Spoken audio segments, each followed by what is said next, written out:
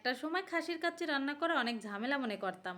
আসলে কোনো কাজই ঝামেলার না, যদি চেষ্টা করা হয়। আসসালামু আলাইকুম, সবাই কেমন আছেন? আজকে খাসির কাচ্চি রান্না করব। শখের জামাই রান্না করতে বলছে আর আমি রান্না করব না, এটা কি হয়? জামাই যখন যেটা রান্না করতে বলে কষ্ট হলেও রান্না করে দেই। জামাই বলতে কথা, তাই না? আর ছেলে মেয়ে চাইলে তো কোনো কথাই নাই। আমি কাচ্চি রান্নার অনেকগুলো ভিডিও দেখছি, কিন্তু আমার মনে হলো কি যে আমি আমার মতো করে রান্না করব। আমি কারোটা দেখে রান্না করব না। আমি রান্না করার পরে কিন্তু খেয়ে আমার জামাই ছেলে মেয়ে কেউ খারাপ বলে নাই, মাশাল্লাহ বলছে সবাই। যাই হোক, এখন যা যা লাগবে সব কিছু নিয়েই আমি হাতে মাখায় রান্না করব। কিছু কাঁচামরিচও দিয়ে দেব, আলাদা একটা ঘ্রাণ বের হবে। যেদিন বাসার রান্নাটা ভালো হয় সেদিন আমার আদরের পুত্র বলবে আজকে আমার মা ভালোবেসে রান্না করেছে, তাই খেতে এত মজা। জামাই আমার বলছিল 1 কেজি চাউল দিয়ে রান্না করার কথা। আমি কিন্তু 1 কেজি চাউল দিয়ে রান্না করি নাই, 1 কেজি খাসির গোছের সাথে হাফ কেজি চাউল দিয়েছি। প্রতিদিন সকালে রুটি দিয়ে আমাদের বাসায় নাস্তা করা হয়, এর জন্য আমি একটু আটা সিদ্ধ করে নিব। প্রতিদিনই একটু করে আটা সিদ্ধ করে রাখি পরের দিন খাওয়ার জন্য। প্রতিদিন সকালে শখের জামাইয়ের তো অফিস থাকে, মেয়ে ছেলের কলেজ স্কুল থাকে, তখন আর অত সকালে রান্না করে সারতে পারি না। এর জন্য আমি আগের দিনই রুটিটা বানাই রাখি।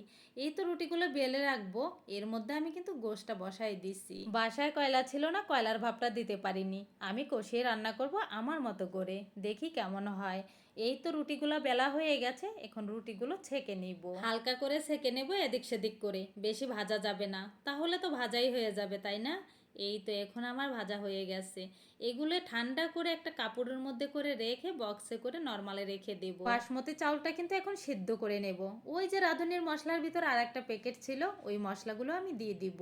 বাসমতি চাউলটা আধা ঘন্টার মতো ভিজে রেখেছিলাম, এখন আমি দিয়ে দেব গরম পানির মধ্যে। ভালো মতো একটু নেড়ে চেড়ে নেব যাতে লেগে না যায়।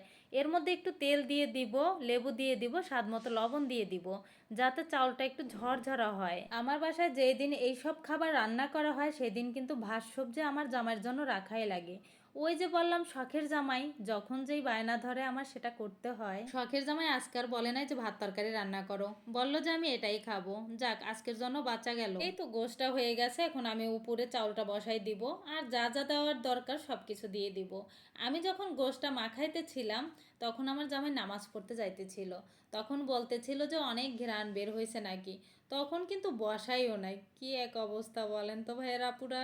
যেই গরম পড়ছে এই গরমে রান্নাঘরে রান্না করতে খুব কষ্ট হয়ে যায়। এই কথাটা যদি আমি আমার জামাইকে বলি, সে আমাকে বলবে রান্নাঘরে ফ্যান দিয়ে দিব।